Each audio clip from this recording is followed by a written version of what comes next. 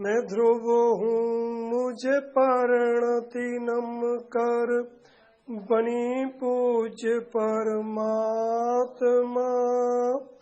उसने सारे जग को बताया, परम पूज्य ध्रुव आत्मा। पहला હું તમારાથી આજ પેન્શ્રીને બચરામત ઉપર ગુરુદેવશ્રીને જે વ્યાખ્યાન આપ્યો છે એના મેં 2-4 સવાલ પૂછશું. પહેલો સવાલ કે ગુરુદેવશ્રીએ આજના પ્રવચનમાં વૈરાગમાં કઈ કઈ બાતો લીધી છે? ગુરુદેવ તત્વ પણ લેવે છે, વૈરાગ પણ લેવે છે, ભેદ વિજ્ઞાન પણ લેવે છે, દૃષ્ટિની વિષયમાં એને જાળવી રાખીને, સાચવી રાખીને, મુખ્ય રાખીને આખી વાત કરે છે. તો ગુરુદેવે 2 પોઈન્ટ લીધા હતા વૈરાગના. ઓલા બંને પોઈન્ટની ચર્ચા તમે બતાવવાની છે કે કયા કયા પોઈન્ટ આવ્યા હતા વૈરાગના.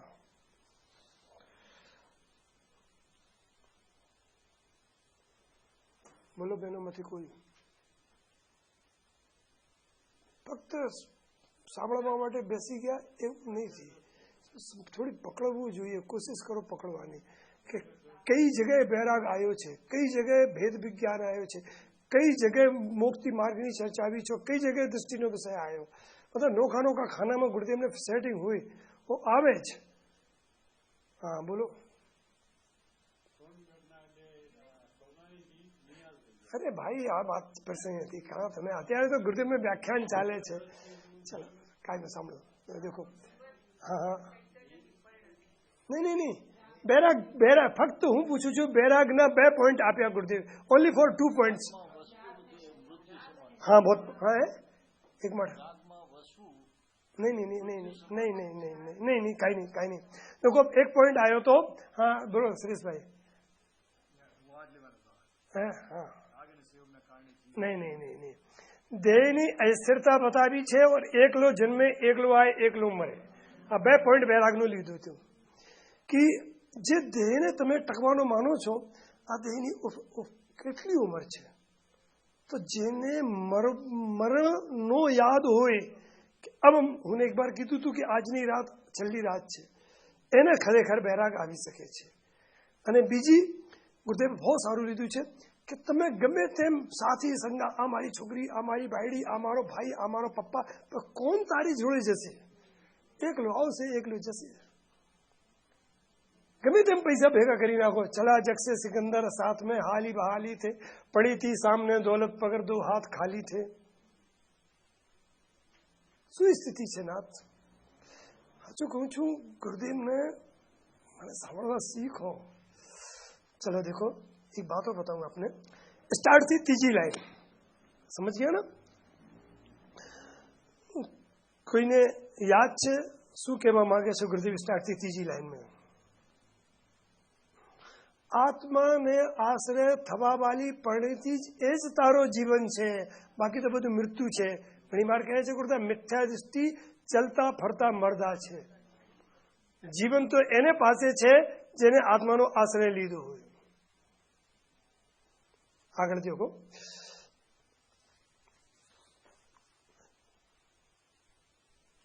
भेद विज्ञान देखो. अब भेद विज्ञान ની શૈલી ગુરુદેવની અત્યારે આવી હતી વૈરાગની. अब भेद विज्ञान ની ગજબ ગુરુદેવ ગજબ. 4 પોઈન્ટ આવ્યા હતા भेद विज्ञान કરાવવા માટે. आज पढ़ाई चाले છે ને, देखो आज એનાથી ઘણું મિલાન થાય, ઘણી ચર્ચા એની નિમિત્તની કેટલી વાર ગુરુદેવને રિપીટ કરી. और એ જેને કાલનો આ પ્રકરણ સારી રીતે સાંભળ્યું હશે એને લાગે એ જ તો ગુરુદેવ કહે છે. देखो કેવી રીતે ક્રમિક વિકાસ ગુરુદેવ ચાલુ પ્રવચનમાં પણ ગુરુદેવની વાણીમાં કેટલું સાવધાનીથી ક્રમિક વિકાસ આવે છે. મને તો એમ લાગે છે કે મારાથી ભૂલ થઈ જાય કે હું પહેલા પર્યાયની વાત લઈ લઉં, પછી રાગની લઉં, પછી દેહની લઉં, પછી સંયોગની. પણ ગુરુદેવની વાણીમાં એવો નથી થતો. જો દેખો સાંભળો.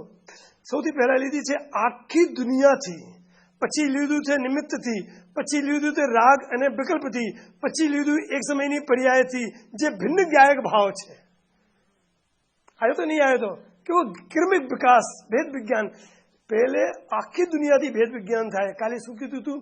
નિમિત્તનો જ્ઞાન નિમિત્ત વગર જે બીજી વસ્તુ છે એનેથી છોડાવવા માટે કરાવવામાં આવે છે. પછી નિમિત્તથી છોડાવીને ક્યાં લાવે છે?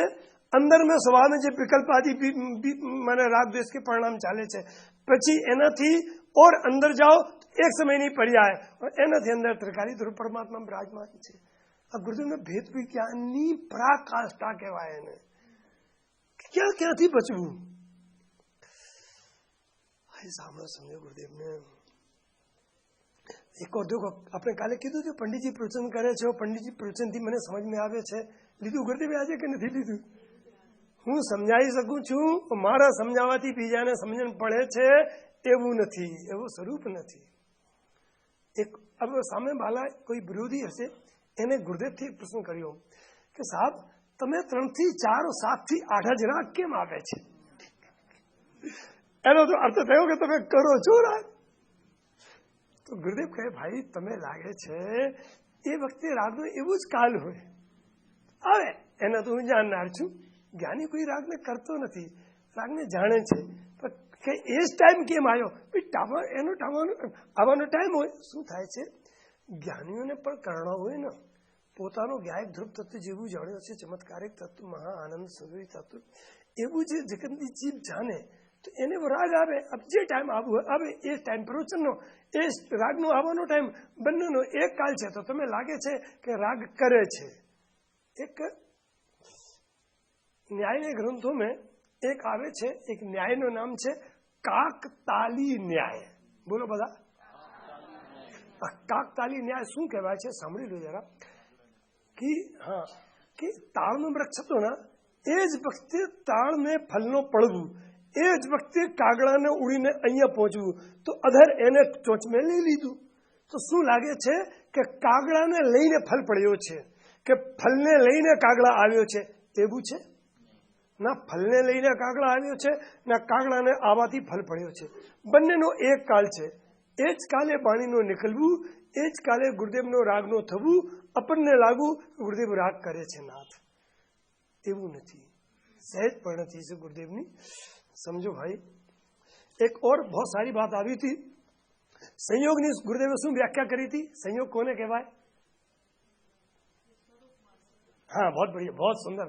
જેનો સ્વભાવ में हो વિયોગ નાસ્તી એને સંયોગ કહે છે. આપણો સ્વભાવ નાસ્તી છે સંયોગની. સંયોગ જ એનું નામ છે જેનો મારામાં વિયોગ છે.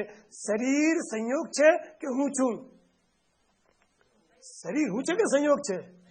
સ્ત્રી કુટુંબ પરિવાર પૈસા ધનધાન સંપત્તિ સંયોગ છે કે હું છું?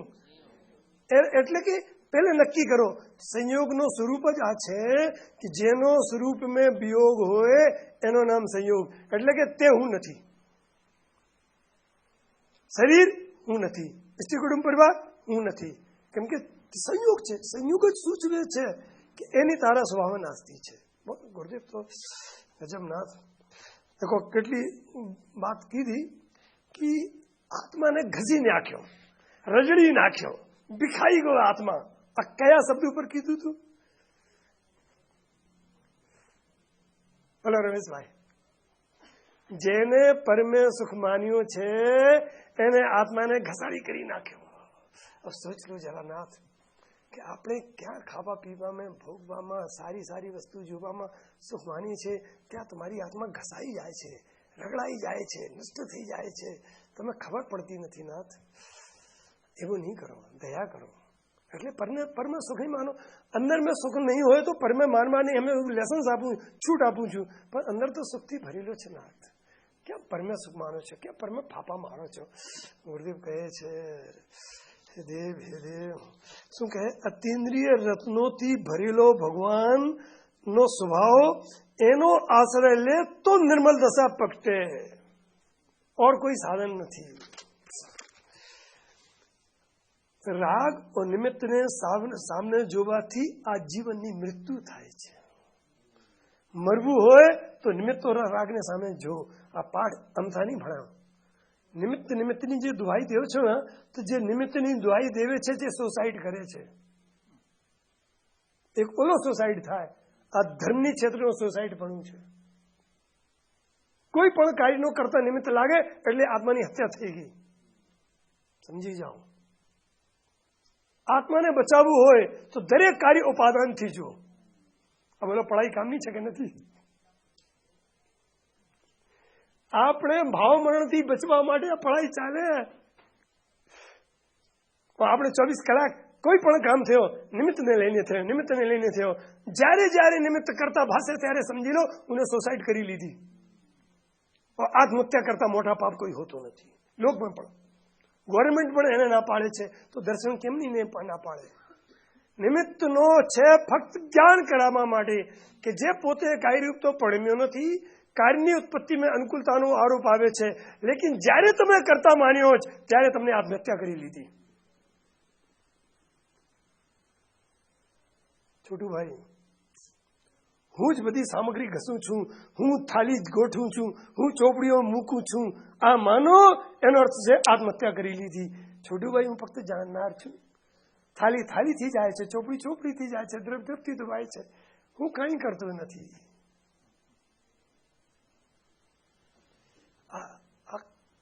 સ્વામીજીઓ, કોઈ માણસ કહે કે હું આત્મહત્યા કરવા જાઉં છું તો બધા એને સમજાવે છે કે ભાઈ એવો કામ નહીં કર, કે જા એમ કહે છે. બોલો, સમજાવે છે ને? તો હું શું કરું છું? ભાઈ નિમિત્તને કરતા નહીં માનો, બીજું શું કહું છું? અને તમે 12 ઘડીએ નિમિત્તને કરતા માનવાની ભાવનાથી તમે આત્મહત્યા કરવા જાઓ છો. હું તમે અટકાવું છું તો સારું કામ કરું કે ખોટું? આપણને લાગે છે કે આ હું ભણાવું છું. ગુરુદેવજી કહે તમે મોતની મોઢામાં જવાથી બચાવું છું, ભાવ મરણથી તમે બચાવવામાં મેં આ કથની ચાલે છે. તમે લાગે શું થાય છે? નાથ, એવું નથી કરો. ગુરુદેવની એક એક બાતને હૃદયમાં ઉતારો ના, પ્રેમથી લો. देखो टूकू टच શું કીધું ગુરુદેવને? ઘણી વાર કહે છે ટૂંકું ટચ. સ્વામે બસ પરથી ખસ, આવશે અતિન્દ્રિય આનંદનો રસ, આ તારે અમારી બસ. આ છે ટૂંકું ટચ. આ તો તમે વિસ્તાર કર્યો. ગુરુદેવને પરથી ખસ, સ્વામે બસ, આ ટૂંકું ટચ બસ. યાદ રાખજો, મંત્ર છે આ. નાના નાના દેખો, જ્યારે બિચ્છી કાઢે ને, સર્પ કાઢે ને, તો મંત્ર કરવામાં આવે છે ને, એવી રીતે તમે મોહનો ઝેર સાપને કાઢ્યો છે. આ મોહનો ઝેર ઉતારવાના મંત્ર છે. પરથી ખસો એટલે કે પરમાં હું મારો કાંઈ ચલતો નથી, હું કંઈ કરી શકતો નથી, પર મેં સુખ નથી, પરથી જ્ઞાન આવતું નથી, પરનો હું કરતા નથી. આ પરથી ખસી ગયા. સ્વમાં બસ, મારેમાં કાંઈ કમી નથી, મારેમાં મારો જ્ઞાન સુખ અંદરથી આવે છે, એ જ મારો જીવન છે, એના મેં રેવાથી હું જિંદા કહેવાઉં છું. મારી પર્યાય એનાથી ખસે તે મારો મણ છે. આ સ્વમાં બસી ગયા. એટલો કરવાથી બસ ટૂંકું ટચ નાનો, આ તારે માટે બસ, એનાથી વધારે કાંઈ નહીં કરવું. છોટું ભાઈ, બસ એટલું જ કરો. પરથી ખસી જાઓ, સમય બસી જાઓ. એનું નામ મોક્ષ માર્ગ. કાંઈ નથી.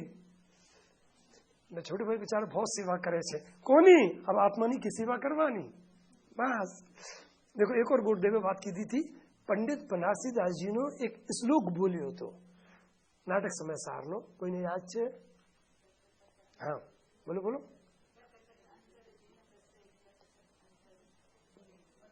जैन मत मदिरा के 500 मत वाला समझे. दारू पी ली હોય ને તો સમજે જ નહીં કે હું ક્યાં છું, ક્યાં રહું છું, શું છે મારો પદ. તો મોયરૂપી દારૂમાં એવું જ બને નાથ. તો अब એનો આજ અર્થ કરવું છે પદને. ઘટ એટલે શરીર, ઘટ ઘટ અંતર જીન બસે. દરેક શરીરની અંદર जिनेन्द्र देव बसे છે, કેમ કે આત્મા જન સ્વરૂપી છે. जिन सो ही आत्मा, अन्न सो ही कर्म, यही वचन से समझ ले जिन प्रवचन का अमर. अब एक दाखला मांगू છું. આજે કોના તરફથી પૂજા હતી? છે કે ગયા? છે ચંદ્રકાંતભાઈ. ચંદ્રકાંતભાઈ, મને એક વાત બતાવો. જ્યારે તમે ભગવાનને ઉપાડીને માથે બેસાડ્યા હતા ત્યારે તમે કેવું લાગતું હતું? હા, આજ મારું ધન દિવસ, ધન ઘડી, મારી માથે સાક્ષાત બીતરાગી પરમાત્મા બિરાજે છે. अब તે ભક્તે જેટલા કાળ સુધી બિરાજમાન કર્યા હતા, રાખ્યા હતા, એટલા કાળ સુધી કેટલા પ્રણામ હતા. અહીંયા તો ગુરુદેવ કહે છે, બનારસીદાસજી કહે છે, તમારે ઘરમાં 24 કલાક પરમાત્મા બિરાજમાન છે. તમે 24 કલાક ભગવાનને લઈને ફરો છો. તો अब જ્યારે આ 24 કલાક ભગવાન ઘટઘટમાં બસે છે ને, તો રહે છે, તો अब આપણી પરિણતિ કેવી હોવી જોઈએ? એક ક્ષણ પણ પરમાત્મા તમારાથી ભરે નથી. તમે માની લો કે ભગવાન માથે પે હોય, અરે યાર મને તો જમવું છે એવો વિકલ્પ આવશે? મને દુકાનમાં જવું છે, ભગવાન માથે પે છે, નહીં બસ ભગવાન એટલે સર્વક પરમાત્મા મળી ગયા. તો આ તો જીવત જિંદા ભગવાન છે ને, આ 24 કલાક તમારે સાથે છે. અબ વિકાર કરીને બતાવો. અન્નમત મેં કહે છે ને કે તમે ગમે તે કરજો, ધ્યાન રાખજો રામ જોવે છે. તો રામની સત્તાથી બીવે બિચારા પાપ કરવાથી. આ તો ચેતન સત્તા તમારી સાથે 24 કલાક છે નાથ. જોજો. બીજો અર્થ ગુરુદેવને કર્યો, ઘટઘટ અંતર જૈન. अब એનો અર્થ થોડો કડવું છે, પછી આપણે પછી આવું છું. ગુરુદેવને તો એનો અર્થ એવી રીતે કર્યો છે જે બીત રાખતા દશા થઈ છે એનું નામ જૈન છે, પણ હું બીજો અર્થ કરું છું. સમજો જરા ધ્યાનથી. જૈનની પરિભાષા શું ગુરુદેવ કહે છે? જે જેને જાને તે જૈન. अब આપણે કહીએ કે ખરેખર આપણે તો જૈન છીએ, और ગુરુદેવ કહે જે આત્માને જાણે તે જૈન. और એની વ્યાખ્યા ઘણી વાર ગુરુદેવ કહે છે, આજે તો નથી કરી, કે કોથળામાં ભરેલો હોય ચરાય તો ઉપર લખી દો સાકર, તો કઈ ચરાય તો ગળ્યું થઈ જાય? તો નામ લખવામાંથી તો જૈન થતું નથી ને. એટલે તમે જૈન કુલમાં જમી લઈ લીધું એટલા માટે તમે જૈન થઈ ગયા એવું નથી. ગુરુદેવ આ કહેવા માંગે છે, તમે જૈનનો જે આચરણ હોય, ચરણાની દૃષ્ટિ છે, જૈનની દૃષ્ટિ હોય એટલે કે હું માત્ર ખરેખર ત્રિકાલી ધ્રુવ પરમાત્મા પરમ પારણામિક ભાવ એ જ હું છું એવી દૃષ્ટિ હોય તો તમે જૈન છો. હું નિમિત્તનો પરનો કરતા નથી, નિમિત્ત મારો કરતા નથી, નિમિત્તથી લાભ થતો નથી, રાગથી પુણ્યથી લાભ થતો નથી એવું માનો તો તમે જૈન છો. તો પણ એક બીજી વાત કહું છું કે બનારસીદાસજીને જે લખ્યો છે ને, હું બનારસીદાસજી મળ્યો એનાથી પૂછ્યું કે ભગવાન તમને લખી દીધું ઘટઘટ અંતર જૈન. આ તો વાત સાચી છે, બટ ઘટઘટ અંતર જૈન લખવાનો તમે કોને અધિકાર આપ્યો? એમ લખો સમ્ય દ્રષ્ટિ જૈન, એમ લખો ને. તો બનારસીદાસજી બેટા તને ખબર નથી, એક કાળ શુદ્ધ પર્યાય હોય છે ને, અમને હોય છે. શું છે? તે દ્રવ્યનો વર્તમાન. તો જે દ્રવ્યનો વર્તમાન છે એનું નામ જૈન છે. हमने की तो समझ में नहीं આવી. कल और समझ 7મી 18મી ગાથા છે ને, हमने की છે એનામાં શું કહે છે કે આબાલ ગોપાલને અનુભૂતિ સ્વરૂપ ભગવાન આત્મા જાણવામાં આવી રહ્યો છે. ગુરુદેવ એના અર્થ કરતા કહે વર્તમાનમાં દરેક પર્યાયમાં આવી રહ્યો છે. તો જે પર્યાયમાં ભગવાન આત્મા જાણવામાં આવી રહ્યો છે તે પર્યાય છે જૈન. પણ તમે ખબર નથી તો જૈન હોવા છતાં અજૈન છો. એનું નામ છે ઘટઘટ અંતર જૈન. घटघट अंतर जिन बसे त्रिकाली ध्रुव परमात्मा. जे पर्याय स्वप्रकाशक अंश में पोताने आत्मा ने जाणी रहे छे अनादिकालथी एનું નામ છે જૈનપણું. આ જૈનપણુંને સ્વીકાર કરે તે ભાઈ જૈન થઈ જાય છે. સ્વીકાર નહીં કરો તો જૈન હોવા છતાં તમે અજૈન છો. સમજી ગયા ને? अब આપણી ચર્ચા પ્રારંભ કરી દે. છેલ્લી વાત ગુરુદેવે કીધી હતી ભજની ભીત છે જ્ઞાનાનંદમાં, और એનામાં પર્યાય જોડાવે છે, એનો સ્વીકાર કરે છે તે પર્યાય નિર્મલ થઈ જાય છે. ચલો હવે આપણી આજે દ્રષ્ટિ પ્રકાશ છે ને એની થોડી ચર્ચા લઈએ. ઓલા શું નામ આપણું પ્રશ્નોત્તરી, એની છેલ્લી કવિતા જોવાની છે. જ્યારે આ દ્રષ્ટિ પ્રકાશની ક્વેશ્ચન છેલ્લો પ્રશ્ન પૂરો થયો, મને છેલ્લો ઉત્તરનો 705 નંબર બોલનો ઉત્તરનો પ્રશ્ન બન્યો હતો. એના પછી શું બનાવ બન્યો કે અમે નિર્મલભાઈ હતા સોનગઢમાં, તો બંને સૂઈ ગયા. મને ઊંઘ નહીં આવે, એને ઊંઘ આવી ગઈ. મને ધીરેથી લાઇટ કરીને ઉઠીને બેસી ગયા. બેસીને પોતાને મેળવી શું ના જાણે મને એમ લાગતો હતો કોઈ પ્રાણે મારો હાથ પકડીને લખાવે છે. હું કહું છું કે શું છે આ? બસ આ કવિતા બની ગઈ. આ કવિતા સાંભળી લો.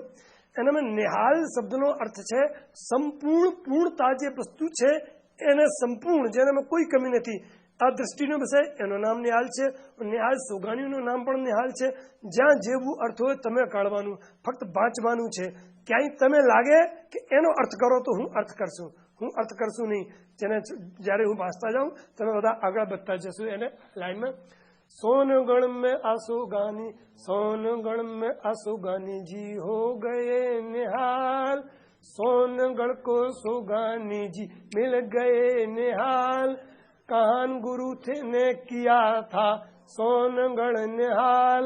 कहान गुरु ने सोगानी जी को बताया तत्व निहाल, सोनंगण को पा हम सब हो गए निहाल, द्रव्य दृष्टि हमको दे गए निहाल।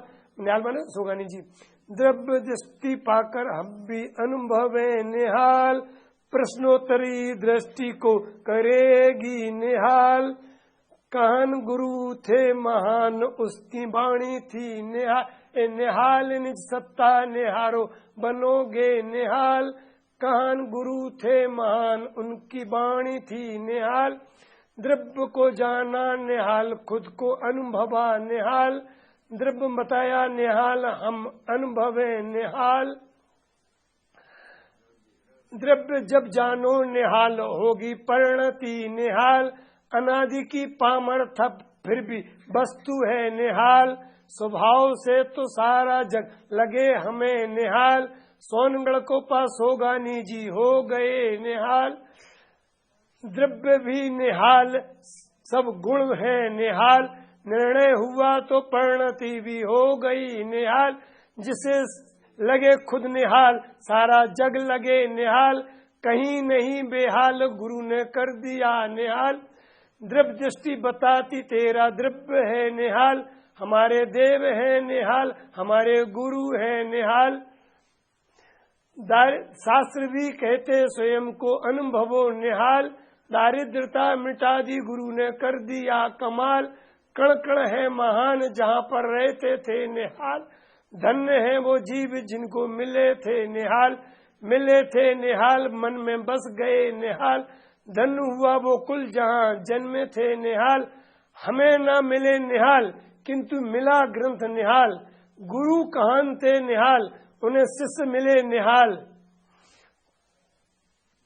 ज्ञान से राग भिन्नता की कथनी थी विशाल, यह बात सुनी सोगानी जी हो गए निहाल, नाम था निहाल फिर भी काम किया विशाल, हम सब है निहाल अनुभव भी बरतता निहाल, मुक्ति पुरु बधोगी मुक्ति बधु बरेगी हमें वो हो जाएगी निहाल, गुरु ने बताया तब तो हमें समझे ये कमाल, सोनगढ़ में सोगानी जी हो गए निहाल।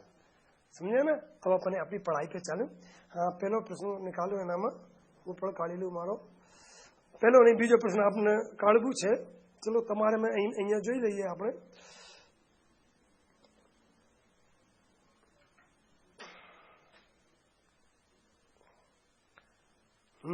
जो आगे प्रश्न नंबर 2 બીજો નંબર પ્રશ્ન નિકાલો। બસ પેલો કેમ નથી લેતો થોડો સરળ છે और એટલી જરૂર નથી, તમે લાગે તો પછી મારાથી એકાંતમાં પૂછી લેજો। બીજો નંબરનો પ્રશ્ન છે આપ શુદ્ધ પર્યાયને દૃષ્ટિ અપેક્ષાથી ભિન્ન કહો છો કે જ્ઞાન અપેક્ષાથી। આ કાલે બપોરની ક્લાસમાં અહીંયા ચર્ચા ચાલી ગઈ, लेकिन अपने पास आज काल और परम दाड़ानो टाइम है, काल कदाच नहीं हशे जेवी 2-3 तो क्लास मळशे, आपणे रात्रे लई लेशुं, चिंता नहीं करो। राजा साहब आ अभाव आ वर्षे रहेवा दो, केम के पछी मारो आ रहेशे छे, आपनी आज्ञा हती के अभाव पण लेशुं। आ निमित्त उपादाननो अधूरो छे, आज राते एने लेशुं, जेटलुं टाइम मळशे तो पछी एने शुरू करी देशुं। समझी गया? चलो सांभळो जरा कि शरीर ने भिन्न कहो जुदा कहो चाले, राग ने जुदा कहो तो चाले, अशुद्ध पर्याय ने पुण्य पाप ना परिणाम ने, लेकिन शुद्ध पर्याय ने केम जुदा कहो छो तमे? शुद्ध पर्याय तो आपणी छे, शुद्ध पर्याय तो सुखदायी छे, शुद्ध पर्याय तो सम्मने रूप छे, शुद्ध पर्याय तो धर्म छे। ख्याल आवी कि नहीं आवी? કેટલો જબરજસ્ત પ્રશ્ન છે। देखो आज પુણ્ય ધર્મ નથી આ સાંભળવા માટે વિરોધીઓ એટલે મુનિ ભક્તો તૈયાર નથી। तो शुद्ध पर्याय तमे नहीं, शुद्ध पर्याय तमारी नहीं, आ कौन सांभळशे? कई अपेक्षा थी तमे शुद्ध पर्याय ने भिन्न कहो छो? सांभळो जरा। दृष्टिनी अपेक्षाथी भिन्न कहीए छीए, ज्ञाननी अपेक्षाथी नहीं। दृष्टि करावाना प्रयोजनमा भिन्नतानु जोड़ दीधा बिना दृष्टि अवे थती नहीं। तेथी दृष्टिनी अपेक्षाथी ज भिन्न कहीए छीए, अने मारी तो आज दृष्टि प्रधान शैली छे, तेथी अम ज कहीए छीए। अब बोलो एटला दिवस में तमे प्रवचन सांभळ्युं શું લાગ્યું? એના સિવાય કોઈ બીજી વાત આવી? આ કોઈ હું મારે મનથી નહીં કહું, જ્ઞાનીઓને કીધું છે, લખેલો છે, એ જ અપેક્ષાથી અમે વાત કરીએ. કેમ કે એને માર્ગે આપણે બધાને ચાલવું છે. એ જ માર્ગે ચાલવાથી ભાઈ કલ્યાણ થશે, કોઈ બીજો રસ્તો નથી. નાથ હિંમત કરજો, શુદ્ધ પર્યાયને પણ આત્માથી ભિન્ન માનવાની. આ એવું કાચો પારો છે કે જેને પચે તે અમર થઈ જાય, નહીં પચે તો કોળ થઈ જાય. આ વાત કહી દઉં છું, ખરેખર આ વાત બધાને બતાવવાની નથી, પચાવવા માટે છે. કેમ કે કહેશો તો બાંધન થશે. શું કરો છો? શુદ્ધ પર્યાય આત્માથી બને છે, એમ કઈ થાય? આત્માની આશરે થઈ છે, ધર્મ છે, બીતરાગ પણ નથી. ભાઈ વાત તમારી સાચી છે, લેકિન દૃષ્ટિ કરાવવાના પ્રયોજન માટે જ્યાં સુધી એને ભિન્ન નહીં કહેશું તો દૃષ્ટિ નિર્મલ નહીં થશે, ધ્રુવની દૃષ્ટિ નહીં થશે. પ્રયોજન હું ક્યાંથી બોલું છું, શું કરાવવા માટે બોલું છું, આ સમજો. જ્ઞાનીઓનો મર્મ હૃદય સમજો ભાઈ, એનો હૃદયનો દર્દ સમજો. એમાં ફરીથી વાંચીને ત્રીજા ક્વેશ્ચન રહેવાનું, આપણને ફક્ત વાંચવાનું, શાંતિથી વાંચો. તમે લોકો ભળાભળ વાંચી જાઓ ને. લોકો એક વાત બતાવું, જ્યારે જ્યારે કહેવામાં આવે છે કળમુકાર મંત્ર વાંચો પૂજામાં, છેલ્લે છેલ્લે શાંતિ બાદ પછી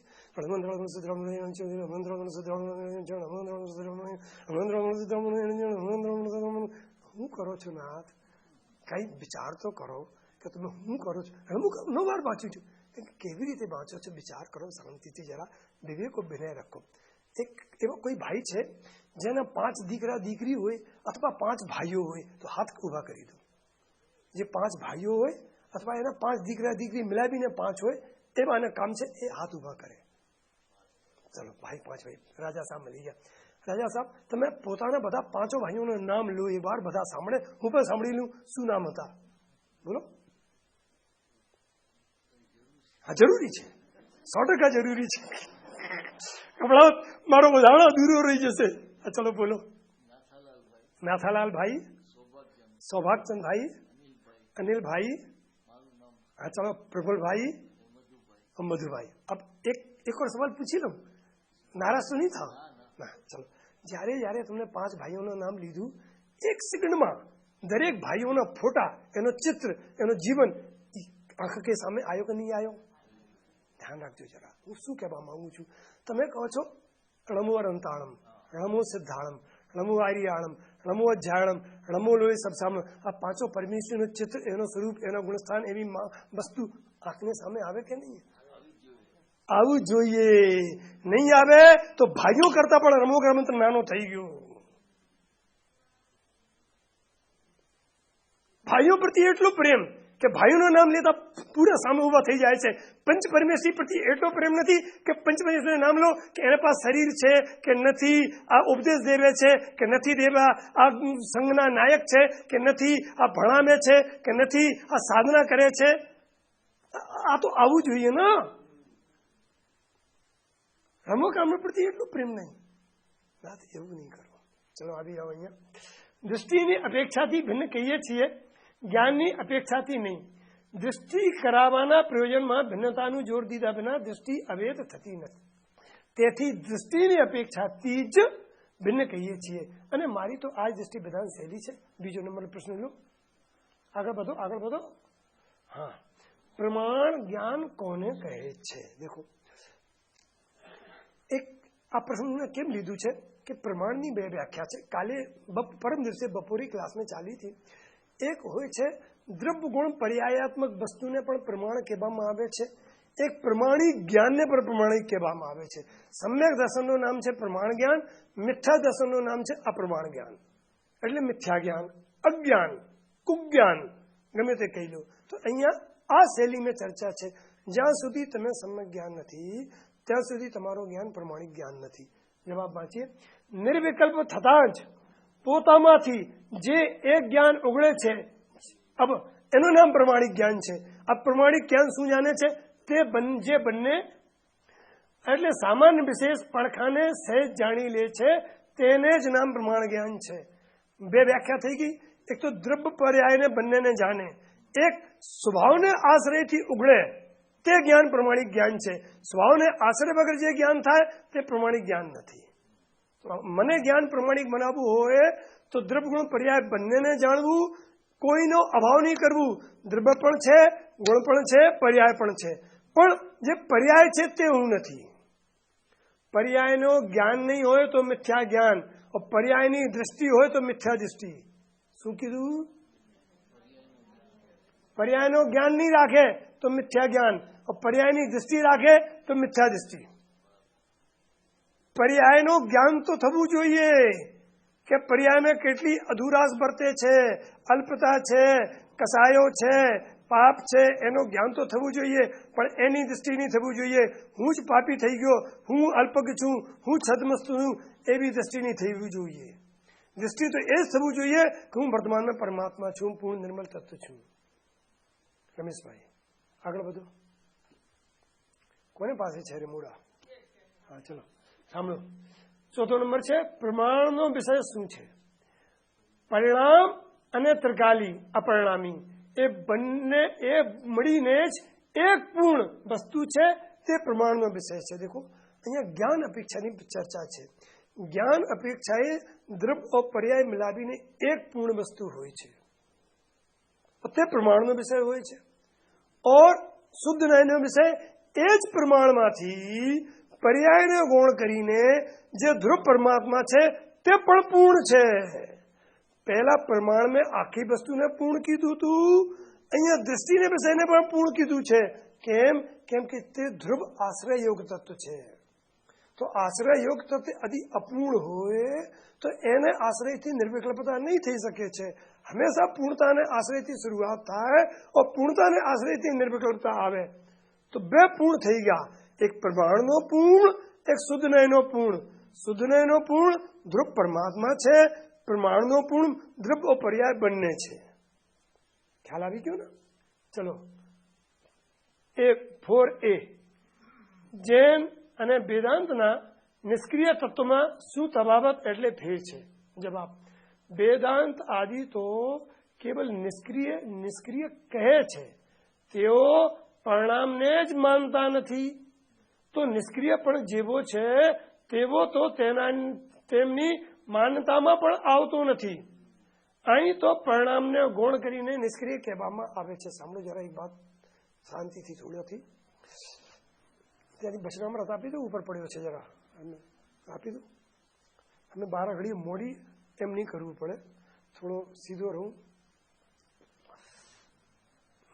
થેન્ક યુ.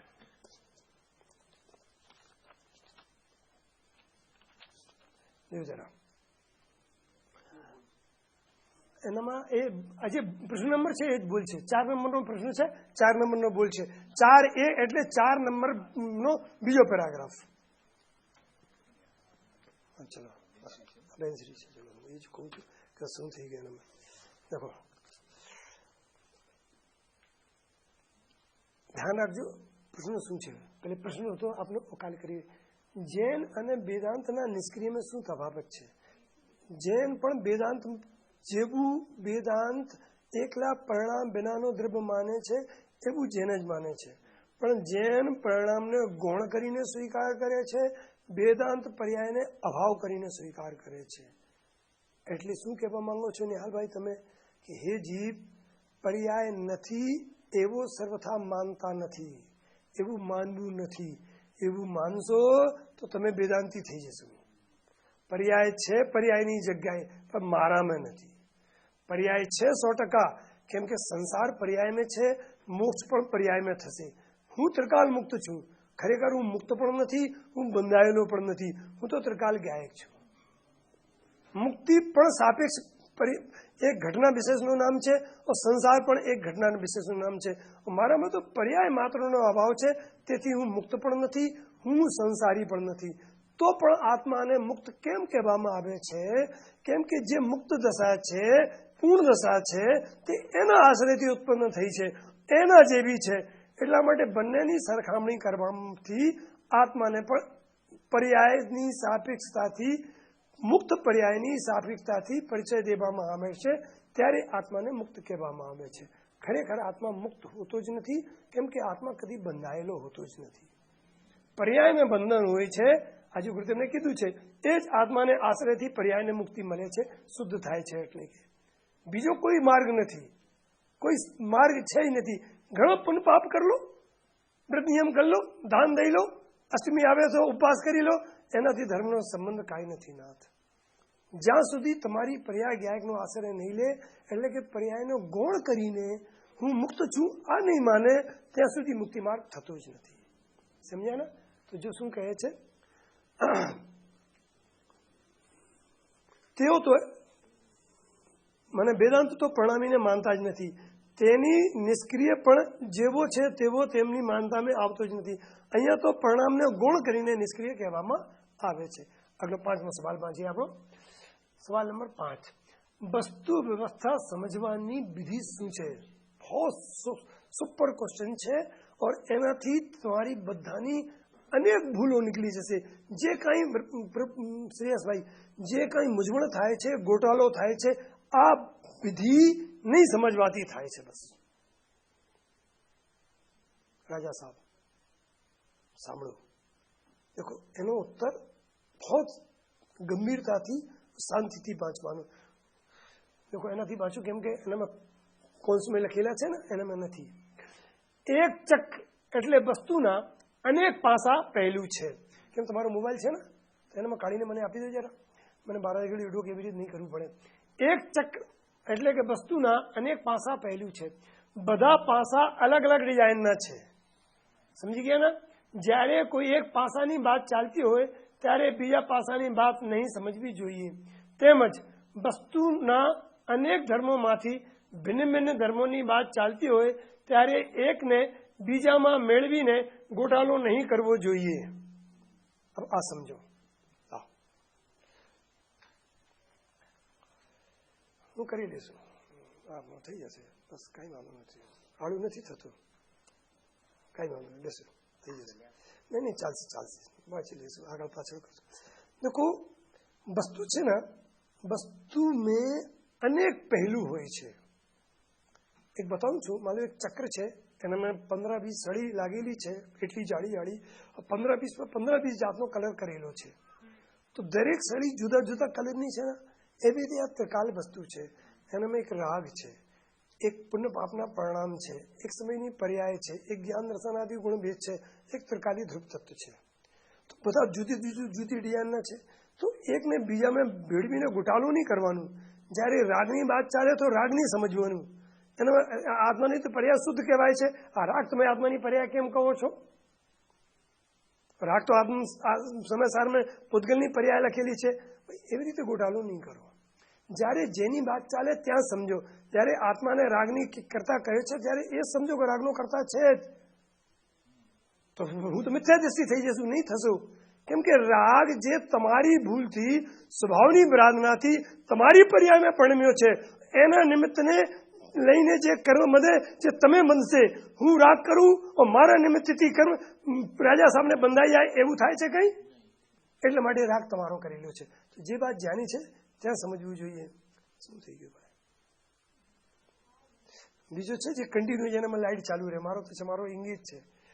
ચલો હું અહીંયા વાંચીને કહી દઉં છું. ચલો લઈ લો જરા ભાઈ, કન્ટિન્યુ લાઈટ ચાલુ રહે એવું રહે. મારી જે પુસ્તક હતી હું લાવ્યો હતો એ કોઈ બેનને આપી દીધી, લઈ ગયા ઘરે. હું મારી ભૂલ થઈ ગઈ, હું એક જ પુસ્તક લાવ્યો હતો. હા છે, ચલો આપી દઉં,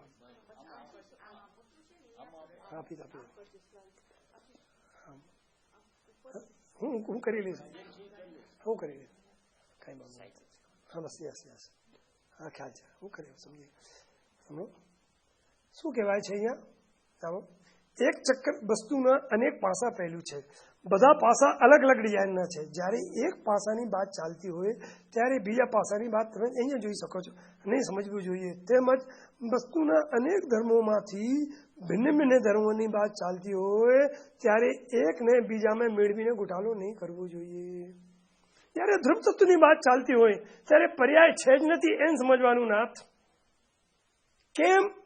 કેમ કે એની જ્યારે માળ તો સમજો સુનો, માળ અનંત ભાવ પછી તમે આ દ્રષ્ટિની વિશેની ઉર્ધતાની વાત ગુરુદેવના પ્રતાપે મળી છે નાથ. અનાદિકાલથી પર્યાય પર્યાયમાં રાગ છે, પુણ્ય છે, એવું કરો પાપ છોડો, પુણ્ય કરો પાપ છોડો, પુણ્ય કરો વ્રત નહીં કરો, નિયમ. આ બાતમાં તો અનંત ભાવ બીતી ગયા નાથ આપણા. આ કોઈ જીવ ચક્રવર્તી જેવું પુણ્ય લાવ્યો હશે એને પર્યાયથી ભિન્નતાની વાત અહીંયા સાંભળવામાં મળે છે. એ હલકી ફુલકી વાત નહીં સમજ્યો એને. और એનાથી એવું જ પુણ્ય બને, રુચિથી સાંભળે કે ભવિષ્યમાં જાવીને તમે એટલો મોટો પદ મળશે કે તમે નિયમથી સાક્ષાત જીનેન્દ્રને સમોસામાં જાવીને આત્માને સમજી શકો છો, અનુભવ કરી શકો છો. નાની વાત નથી. સાંભળો, વસ્તુમાં અનેક ધર્મોથી ભિન્ન ધર્મોની વાત ચાલતી હોય ત્યારે છેલ્લી લાઈન, ત્યારે એકને બીજાને મિલાવીને ગોટાળો નહીં કરવાનું જોઈએ. આ સંદેશ છે. 6મો નંબરનો પ્રશ્ન વાંચો બધા. જો અંતઃતત્વ અને બહિર્તત્વના કથનોની અપેક્ષાઓ બતાવો.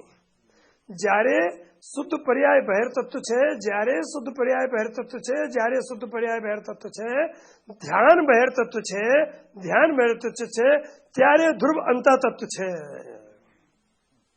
સોચી લ્યો જરા.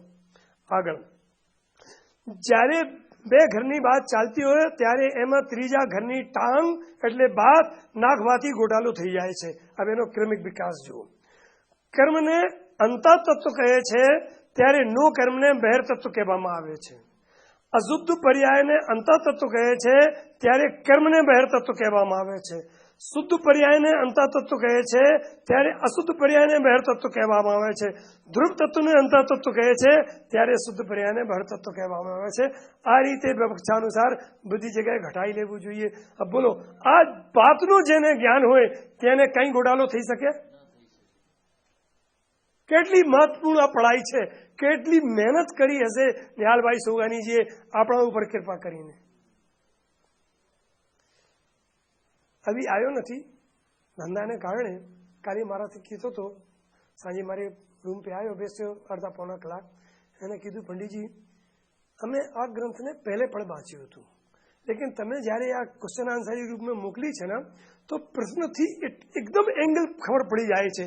ઓ નીચે વાંચવાથી એકદમ સહેલું લાગે છે. જ્યાર સુધી પ્રશ્નો નહોતા તો વાંચતો તો પણ ખબર નહીં પડતી હતી કે નિહાલભાઈ શું કહેવા માંગે છે. તો એ સરળતા થાય છે આપણે. જો તો ફરીથી એને વાંચી એકવાર. अब હું તમારાથી પૂછશું, હું એક તત્વ કહેશું, હું અંદર તત્વ કહેશું, તમે સામે નિગામે અહીંયા રાખવી છે, અહીંયા જોવાનું છે કે એને સામે બહેર તત્વ શું કહેવાય છે. હું એક કહેશું, બીજોનું નામ તમે લેવું છે, અહીંયા જોઈને કહેવાનું છે. જ્યારે અશુદ્ધ પર્યાય અંતર તત્વ છે તો અશુદ્ધ પર્યાય અંતર તત્વ છે તો કર્મને, કર્મ અંદર તત્વ છે તો શુદ્ધ પર્યાય અંતર તત્વ છે તો ધ્રુવ અંતર તત્વ છે તો શુદ્ધ પર્યાય બહેર તત્વ. જે બહેર તત્વ હોય, જે બહેર લોટનથી ઉપર તરણથી શુદ્ધ પર્યાય, તો જે બહેર તત્વ હોય બહેર તત્વના આશ્રયથી નવી શુદ્ધ પર્યાય થાય. સાંભળજો, શુદ્ધ એટલા માટે કહે પર્યાયને આશ્રય પર્યાય થતી નથી. એક માત્ર ધ્રુવને આશ્રયથી નિર્મળ પર્યાય થાય છે. ના, તો શુદ્ધ પર્યાય શું છે રાજા સાહેબ? બહેર તત્વ કે અંતર તત્વ? શુદ્ધ પર્યાયને બહેર તત્વ કહેવામાં દમ જોઈએ, ખમ જોઈએ. અમથા નહીં કહી શકો છો. કેમ? આ ત્રિકાલી ધ્રુવ તત્વ જ્યારે મળશે, એની પકડ થશે, આ તમારે હાથમાં આવશે, ત્યારે તમે કહી શકો છો કે હું તો અંદરમાં જાવીને જોઈ છું, અંદરમાં શુદ્ધ પર્યાય છે જ નહીં. રાગ તો નથી નાથ, અંદરમાં શુદ્ધ પર્યાય નથી. એકલો ધ્રુવ કુટસ પરમાત્મા બેસેલો છે. એટલા માટે શુદ્ધ પર્યાય શું થઈ ગઈ? મારે માટે બહેર તત્વ છે. આશીષભાઈ બોલો, આશીષભાઈ કહેતા હતા, મને તો મૂંઝવણ થાય છે, શુદ્ધ પર્યાયને ધર્મની બીતાની પર્યાયને બહેર તત્વ કેમ કહ્યું છું? પ્રેમથી પૂછતા હતા વિચારા. દેખો, ખરી વાત છે. અનાદિકાલથી નાથ જીવનો તો પુણ્યની એટલી પકડ છે કે પુણ્યને ધર્મ નહીં કહો તો એનો કાળજો કાપે છે. અહીંયા તો શુદ્ધ પર્યાયની વાત ચાલે છે. એક છોકરો હોય ને આપણે ઘરમાં, તો ક્યારે માટી લઈ લે, 2-3 મહિનાનો, 4-5 મહિનાનો, માટી લઈને માટી ખાય છે. તો એની માટી છોડાવો તો રડે. अब बोलो माटी પણ છૂટી જાય और રડે પણ નહીં. શું ઉપાય છે? ટોફી આપી દો, પીંડા આપી દો, ગમે તે આપો, તો નિહાલભાઈ ને તમે આ પેંડા રૂપિયો ધ્રુવ તત્વ આપ્યો છે ને, अब तो એને સહારે કહી દો કે શુદ્ધ પર્યાય બહેર તત્વ છે.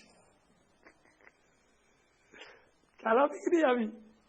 છોકરો રડે પણ નહીં और માટી પણ છોડી દી તો તમે કોલું હાલ પણ નહીં થાય દિગંબર જૈન સમાજ में હું કહો છો શુદ્ધ પર્યાય ને બહેર તત્વ. શાંતરો શાંતરામ, આપ ત્રિકાલી ધ્રુવનો પેંડા ખાના, એનો સ્વાદ ચાખો ને પછી આરામથી કહું, કેમ કે એને અંદર શુદ્ધ પર્યાયની સત્તા જ નથી. રમેશભાઈ, ખાવું પેંડા કે નથી ખાવું? બોલો, ખાવો છે ને? સારું, ચલો આગળ ચાલીએ આપણે. 7 નંબરનો સવાલ છે, હું સિદ્ધ પર્યાય કરતા પણ મોટો છું. સિદ્ધ પર્યાયનું અપમાન નહીં થઈ જશે એનામાં? જો જરા શાંતિથી જો. હું નહીં કહું, હું મારા તરફથી આ પढ़ाई ભણાવું ને તો લોક મને મારશે. આ તો ન્યાલભાઈ છે મારી માથે, એટલા માટે થોડું સાહસ થાય છે એવી ચર્ચા કરવાની. હા, સિદ્ધ પર્યાયથી પણ હું અધિક એટલે મોટો છું.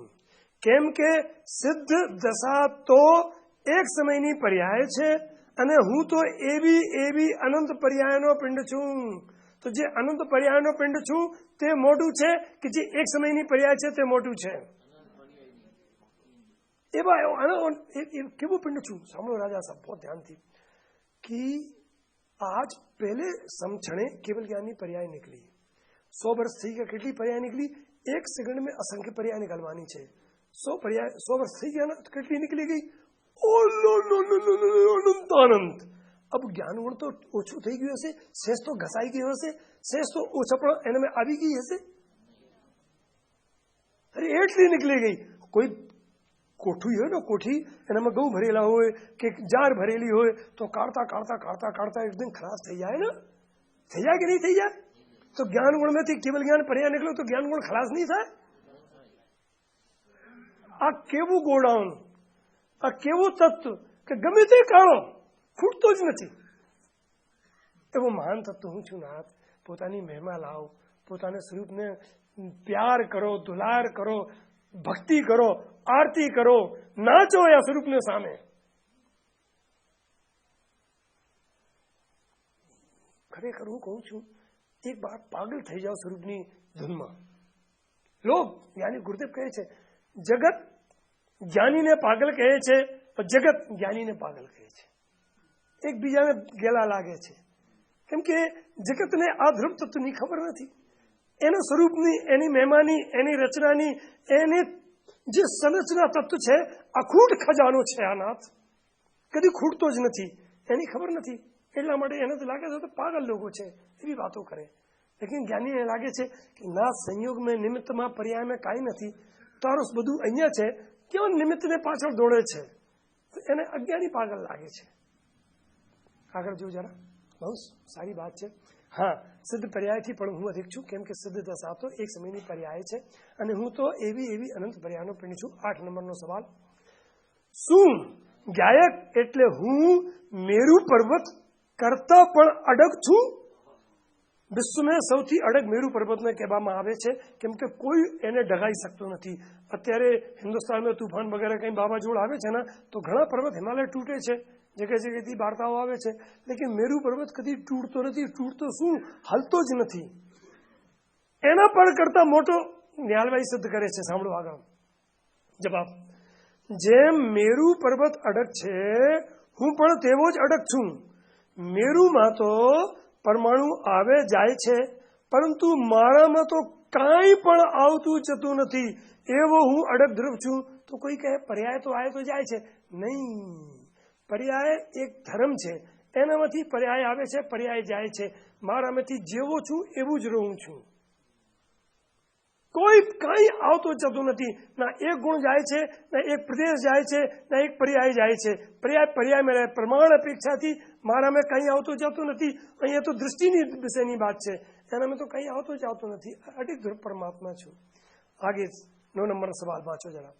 મારે મુક્તિ તો જોઈએ કે નહીં? આપણે મુમુક્ષુ છીએ. મુમુક્ષુ કેને કહેવાય? જેને મોક્ષની ઈચ્છા હોય. અહીંયા મુમુક્ષુ કેને કહેવાય? જેને મોક્ષની ઈચ્છા ના હોય. પરિભાષા ફરી ગઈ. કેમ? મોક્ષની ઈચ્છા એટલે તમે પર્યાય બની ગયા, પર્યાયની ઈચ્છા થઈ ગઈ, પર્યાય મૂળ થઈ ગયા. ત્રિકાલ મુક્ત સ્વરૂપને જો પછી સીના ફુલાવીને કહો મને મોક્ષ નથી જોતો, કેમ કે હું ત્રિકાલ મુક્ત છું. વાંચો આગળ શું લખ્યું છે. હું વર્તમાનમાં જ મુક્ત છું, આનંદની મૂર્તિ છું, આનંદથી ભરચક સમુદ્ર છું. ગુરુદેવ કહે છે ને, ગુણોનો ગોદામ, સુખનો દરિયો, એ જ ગુરુદેવની વાતો એનામાં છે. નિહાલભાઈએ જે કાંઈ લીધું છે ગુરુદેવથી લીધું નાથ. એને ગુરુદેવને ભણવા આવી ગયો તો આપણને ભણવો નથી આવતો. એનાથી શીખી જાઓ કે ગુરુદેવ શું કહેવા માંગે છે. એને કીધું છે કે ગુરુદેવને આખી જિંદગીમાં એક જ બતાવ્યો છે, દૃષ્ટિનો વિષય. બસ લાલચંદભાઈ કહેતા હતા, જ્ઞાનીઓનો જન્મ જ ધ્યેય બતાવવા માટે થાય છે, જ્ઞેય નથી. જ્ઞાનીઓનો જન્મ એટલા જ માટે થાય છે કે ધ્યેય શું છે, બસ. એ જ વાત અહીંયા ચાલે છે. સાંભળો. હું વર્તમાનમાં જ મુક્ત છું, આનંદની મૂર્તિ છું, આનંદથી ભરચક સમુદ્ર છું.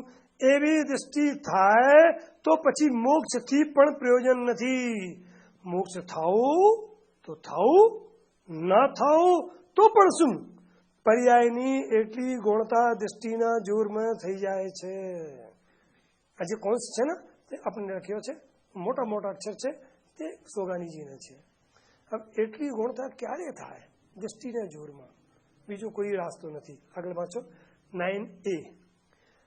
જ્ઞાનની વર્તમાનમાં તો મોક્ષની ઈચ્છા કરે ને, જે આપણે વર્તમાન ભણાયો હતો, બે વર્તમાન, એક દ્રવ્યનો વર્તમાન, એક પર્યાયનો વર્તમાન. સાંભળો. જ્ઞાની વર્તમાનમાં તો મોક્ષની ઈચ્છા કરે છે ને? જવાબ, મને તો એટલે જ્ઞાનીને તો ધ્રુવમાં અહેમપણાના કારણે આહુને લખ્યો છે. સમજી ગયા? ધ્રુવમાં અહેમપણાના કારણે વર્તમાનમાં જ આનંદ આવી રહ્યો છે. પછી પર્યાયમાં તો મોક્ષ થશે જ, પરંતુ મારે તો તેનાથી પણ પ્રયોજન નથી. મોક્ષ થાય એનાથી મને કાંઈ પ્રયોજન નથી, કેમ કે મને વર્તમાન ધર્મોમાં અહેમપણાને કારણે તો આનંદ આવી રહ્યો છે. એનાથી વધારે શું જોઈએ? એટલે કે હું મુક્ત છું આ સમજીને મુક્ત થવાની માંગ બંધ થઈ જાય છે, એની રાય બંધ થઈ જાય છે, એની ચાય બંધ થઈ જાય છે. હું વર્તમાનમાં મુક્ત છું. આગળ વાંચીએ 10મા નંબર. જ્યારે કંઈ તમે વધારે સમજવાની ઈચ્છા હોય ને તો કહેજો, પંડિતજી એને ફરીથી સમજાવો. જ્ઞાનીઓને કાંઈ પણ કરવું કેવું લાગે છે? કાંઈ પણ કરવું મરવા બરાબર લાગે છે. મને તો શરૂઆતથી જ કાંઈ કરવાના ભાવમાં મરવા જેવો બોજો લાગતો હતો. શુભ પરિણામ થતાં તો હું ભઠ્ઠીમાં પડી રહ્યો છું એમ લાગતું હતું. અશુભની તો વાત જ દૂર છે, કેમ કે શુભ હોય છે અશુભ. શુભ અથવા અશુભ કામના आकुलता की पूरी है, सदगुरु बारंबार समझाते राग બંધ की દોરી है. શુભ હોય છે અશુભ, બંનેને આકુલતા છે. જ્ઞાનીઓને કાંઈ પણ કરવાનું. એનો ગુરુદેવ એક દાખલા આપે છે, મને ગુરુદેવ યાદ આવી જાય કે રેતી ઉપાડવી હોય, રેતી જમીનમાંથી રાજા સાહેબ આંખથી કહો કે તમે રેતી ઉપાડો, કેવી તકલીફ. એવી રીતે જ્ઞાનીઓને કાંઈ પણ કરવું આંખથી રેતી ઉપાડવા જેવાનું છે. કીધું ના ગુરુદેવે કે નહીં કીધું? શ્રેયસભાઈ સાંભળ્યું ને? કેટલી વાર સાંભળ્યું? ઘણી વાર, કે આંખથી રેતી ઉપાડવા જેવું પરબ્રહ્મનો કરતાપણું છે. આંખ જાણી તો શકે, ઉપાડી નહીં શકે. એવી રીતે ના, તમે જાણી તો શકો છો, કંઈ કરી શકતા નથી. 10A. પરિણામ બહાર જવાથી જ્ઞાનીઓને કેવું લાગે છે? વિચાર કરો જરા. સમુદ્રના જલમાંથી એક બિંદુ ઉડીને બહાર પડે તો તે બિંદુને રેત ચૂસીને ખતમ કરી દેશે, અને જે ગરમ રેતી હોય તે બિંદુ તરત જ ખતમ થઈ જશે. તેમજ પરિણામ બહારની તરફ જાય તો તેમાં દુઃખ જ દુઃખ છે. આ અંગત લખેલો છે. અંગત જાણો છો? પ્રાઇવેટ બાપ, ગુપ્ત બાપ. આ એને હૃદયનો દર્દ હતો. એનો પરિણામ હું એક વાર કીધું હતું, કાલે તો કીધું હતું, પછી કીધું તો પણ ફરીથી કીધું. જ્યારે નિહાલભાઈ કલકત્તામાં રહેતા હતા, સોનગઢ માટે આવવા માટે ગુરુદેવનો સમાગમ માટે તળસતા હતા, રડતા હતા, ગરમ ગરમ આંસુ આવતા હતા. જ્યારે સોનગઢમાં આવી જતા હતા ત્યારે માની લો 10 દિવસની પ્રવાસ માટે સોનગઢમાં આવ્યા છે, તો 2 પ્રવચન और पौना कलाकनी 10 चर्चा, એટલે 20 प्रवचन और 10 चर्चाओं પોણા 30 કલાકનો ટાઈમ એને મળતો હતો ગુરુદેવને સમાગમનો, તો પણ તે માણ 10 કે 8 પ્રવચન સાંભળતા હતા. તો લોક કહે એનાથી મારા જેવા કે તમે કલકત્તાથી આવ્યા છો ગુરુદેવને સમાગમ માટે, और અહીંયા તમે પ્રવચનમાં આવતા નથી, તો અહીંયા આવવાથી શું ફાયદા? ત્યારે ન્યાયાલયનો જવાબ હતો કે ગુરુદેવ જે કહે છે તું અહીંયા કરું છું, તમે એકલા ગુરુદેવને સાંભળો છો, કરતા નથી. મને ગુરુદેવનો એક પ્રવચનનો ડોઝ 3 દિવસ કામ કરે છે, તમે 3 પ્રવચન 1 કલાક કામ નથી કરતા. ગુરુદેવને શું કીધું કે એ જે ધ્રુવ તત્વ છે ને, આ પર્યાય સમજે કે એ જ હું છું, હું વર્તમાનમાં મુક્ત છું, હું વર્તમાનમાં સૂચું છું, મને કાંઈ નથી કરવું, અનુભૂતિ નથી કરવું, એવો ધ્રુવ તત્વ તરફ રહો, એ જ હું કરું છું. 24 ઘંટે હું તો કંઈ કરવાનું નથી, મોક્ષ માર્ગ કરવાનું નથી, આત્માનુભવ કરવાનું નથી, તો ગુરુદેવનો પ્રસંગ સાંભળવાનું ક્યાંથી આવ્યો? મને મુક્તિ નથી જોતી, વર્તમાનમાં હું મુક્ત છું. પરિણામ બહાર જવાથી કેટલું દુઃખ લાગે જ્ઞાનીઓને. ચલો એક મિનિટ મેં આખરી પ્રશ્ન કરીને આપણે આગળ વધશું. 11મો નંબરનો પ્રશ્ન, બસ છેલ્લો પ્રશ્ન છે આજનો. 15 સુધી લેવાનો થાય, લેકિન આજ ટાઈમ નથી. શું શુદ્ધ પર્યાય પણ પરદ્રવ્ય છે?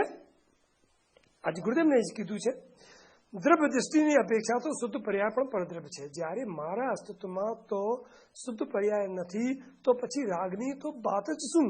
સમાચાર ગાથા 181-183 સમજી ગયા ને? એ ચર્ચા આપની આગળ ચાલશે.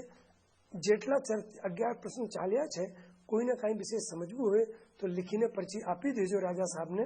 એ પરચી મારી પાસે આવશે, એનો ખુલાસા આપણે વિશેષ કરશું. આજ રાત્રે એટલો અડધા કલાકમાં લઈને પછી એ ચર્ચા આપણે લેવાની છે. આ ચર્ચા કન્ટિન્યુ ચાલુ રહેશે. જાવાણી